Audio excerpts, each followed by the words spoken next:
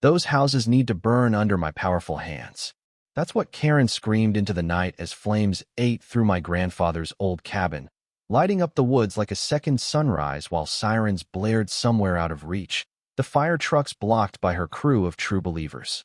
I still remember the way her laughter sounded, hysterical, sharp, carried on the wind, and how her eyes glittered like a fox finally getting revenge on the henhouse, the whole neighborhood frozen in the spill of orange light, half of them in shock, and the other half thinking maybe the HOA queen had finally won. Only Karen, Marjorie Flint, president of Pine Lake Estates, didn't know I'd already signed a document at 1 a.m. that would flip the entire game on its head. Let me back up for a sec. If you're watching this, you might think the explosion that woke me at 3 a.m. was the craziest part. But no, the real wild card happened 2 hours before, when I put my name on a piece of paper that said, in so many words, "You want to go to war, Marjorie? Let's see who's left standing." 15 years as an architect teaches you to expect disasters. Fire, wind, lawsuits, insurance audits. You don't just build for blue skies. You build for hurricanes. You build for betrayal. You build for war. When Marjorie started gunning for my family's 80-year-old cabin, I'd already mapped out every move, because she might think we're playing checkers, but this was always chess. That boom at 3 a.m., it was the sound of a bomb, a real one, not some electrical accident, planted with surgical precision right beneath my porch, hot enough to melt steel and torch every paper in my filing cabinet in 30 seconds flat. The place lit up like a bonfire, flames roaring 15 feet high, and all I could do was stand there barefoot in pajamas and boots, feeling my lungs fill with smoke, tears streaming down my face, and this weird sense of calm in my bones, because I knew this was deliberate, and it wasn't the end. The thing about Marjorie? She played dirty, but she played out in the open. She stood there in her pajamas, 50 yards from the fire, grinning like she'd just watched a rival get voted off the island, yelling over the roar, "Consider this my victory, Grant. Everything you have is ash now." She had the gall to smile while the fire trucks pulled up, only to get stopped cold at the entrance by 4 pickup trucks, her HOA cronies and their friends, forming a human barricade, blocking the firefighters, arguing with the chief about permits and private roads, while the cabin burned. I'll never forget the look on Deputy Williams' face, supposed to keep order, but all he did was mutter about procedure and check his phone, precious minutes ticking away, my whole life going up in smoke. It took 12 minutes for the trucks to get through. By then, the old place was nothing but embers and twisted metal, except for the stone chimney my grandfather built by hand in '43. I walked through the ruins at sunrise, kicking through the ashes, and there it was, bits of melted plastic and twisted metal, pieces of an electronic timer that didn't belong in any house built before the moon landing. That was my proof, a bomb. A real one, set to burn hot and fast and wipe out everything that could be used against Marjorie and her backers. But she didn't know. How could she know that 3 months earlier, I'd built a concrete vault 20 feet below the cabin, hidden behind a wall of old tools, fireproof and waterproof, built to bank specs. The real evidence, every deed, every survey, every tape, was sitting down there, cool as a cucumber, while her bomb vaporized a decoy filing cabinet filled with expired insurance and a stack of old architectural digest. And that document I signed at 1 a.m.? That was just the beginning of her downfall. Let me tell you, you don't get ready for war overnight. 3 months back, I was sitting on the porch, coffee in hand, thinking about my grandfather and all the years he spent building this place out of pine, stone, and sweat. He always told me, don't just react to bullies, son. Think 3 steps ahead. Serve justice, but do it smart. That's the kind of wisdom you only get from someone who survived real hardship. The morning Marjorie came marching up with a folder thick as a brick, all smiles and legalese.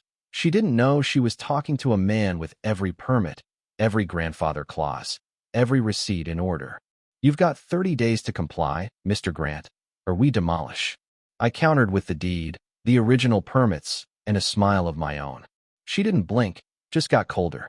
Paper doesn't mean much when the community wants change, she hissed, and I could feel the storm coming. Over the next month, she made my life hell. $500 fines for illegal parking, utility cutoffs for emergency repairs that always seemed to target my address, smear campaigns at the HOA meetings, painting me as the guy blocking everyone's retirement windfall. She stood up in the community center promising a 40% jump in property values if they'd just let her modernize. And if I protested, I was the selfish one. When that didn't push me out, she brought the legal hammer, official demolition threats, letters from out-of-state law firms, all designed to wear me down. That's when I called in Elena Foster, property rights attorney extraordinaire, who dug into the paperwork and found something rotten. Marjorie owned 65% of the voting shares in the HOA, thanks to a spiderweb of shell companies. She wasn't just president. She was dictator. Elena's research went deeper, too. She found Blackwood Development sniffing around the county offices, prepping for a zoning coup that'd turn Pine Lake into a luxury resort. This was bigger than one stubborn guy with a cabin. It was a hostile takeover, with millions on the line. So I called my old college roommate Ray Morrison, now a state police detective. Ray owed me a favor, and within hours he'd uncovered Marjorie's trail of wreckage. Suspended law license in Florida, previous HOA shakedowns in California and Nevada, always the same playbook. Force families out, sell low to shell companies, flip for a profit, vanish. Blackwood wasn't just a developer. He was a pro at hostile community takeovers, and Marjorie was his hand-picked hatchet. Ray and I went full detective, surveillance, phone taps, interviews with victims from her other schemes. That's how we learned Marjorie wasn't just a bully. She was desperate, broke, living on borrowed money, facing bankruptcy, and ready to burn it all down to claw her way back up. We found evidence of Blackwood's involvement, offshore money, corrupt officials, and I realized my fight wasn't just about one property. It was about stopping a machine that chewed up families and spit out profit. So I built the vault, moved the evidence, set up cameras and cloud backups, and warned Ray every time Marjorie came snooping around my basement. I even dropped GPS trackers into the decoy cabinet just to be sure. Weeks went by, then that fateful night. I saw her on my security feed with two guys in black, placing the bomb, whispering about 45 minutes to Ash, and making sure every document burns. The next day, when the fire was still smoldering, Elena dropped her own bomb. She wasn't just a lawyer, she was an undercover FBI agent, and Blackwood was under federal investigation for a $50 million money laundering operation spanning 6 states. Turns out, Pine Lake wasn't just a nice patch of woods, it was the final piece in a laundering pipeline. Marjorie thought she was getting 20% of the profits, $10 million, but Blackwood was just using her, like he used a dozen others. And now, thanks to my footage, the FBI had her cold. Audio, video, timestamps, the whole plot. All I had to do was play along, keep acting like a broken homeowner, record every conversation, and wait for Marjorie's next desperate move. 3 days later, she called an emergency meeting, packed the community center with neighbors, and accused me of arson and insurance fraud. She had doctored footage, fake financials, and witness affidavits, all designed to smear me and deflect from her own crimes.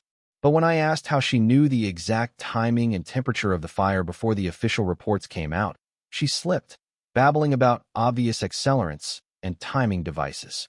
That's when Dorothy Hayes, the quiet widow next door, stood up and dropped the twist nobody saw coming. She had video of Marjorie planting the bomb, audio of her saying, "Burn everything connecting us to Pine Lake." The room exploded, phones out, neighbors gasping, some crying, others storming out as Marjorie's mask fell. In the chaos, Elena pulled out her badge, announced Blackwood's arrest, and laid out the whole rotten scheme. Money laundering, bribes, fake shell companies, the works. Blackwood's assets frozen, the officials who took bribes facing indictment, and the big reveal. Marjorie's promised millions didn't exist. The company was broke, she'd been played, and now she was staring down federal terrorism charges. Cornered, Marjorie snapped, pulled out a remote, threatened to torch the whole community with 6 more bombs unless she walked free. It was wild. FBI tactical teams storming in, the neighborhood evacuated, Ray talking her down, finally convincing her to surrender. 6 devices found, all disabled. Marjorie cracked, sobbing about her ruined life, about how greed and fear made her into someone she didn't recognize. The fallout was swift. Marjorie in federal prison, Blackwood sentenced, corrupt officials gone, But the real victory was what happened next. Our community got compensation, a new transparent HOA board, and where my cabin once stood, we built the Pine Lake Community Justice Center, a place where anyone could get help fighting back against HOA abuse or predatory developers. Elena became my partner, in every sense, and together we helped other communities expose similar schemes, saving families across the state. Sometimes I still hear my grandfather's voice. When you fight bullies, don't just fight for yourself. Build something better for the ones who come after. On the anniversary of the fire, standing on the new foundation, I finally understood. One person, thinking 3 steps ahead, can change everything, even when the enemies got millions and a mob behind them. So, you ever felt powerless when someone in authority tried to steamroll you? Caleb's story proves you can win if you keep your head, gather your evidence, and refuse to quit, no matter how big the bully or how long the odds. What would you do if your HOA came for your home? Drop your thoughts in the comments. Let's debate what justice really looks like. And don't forget to share this story, because somewhere out there, someone needs to hear that the little guy can win.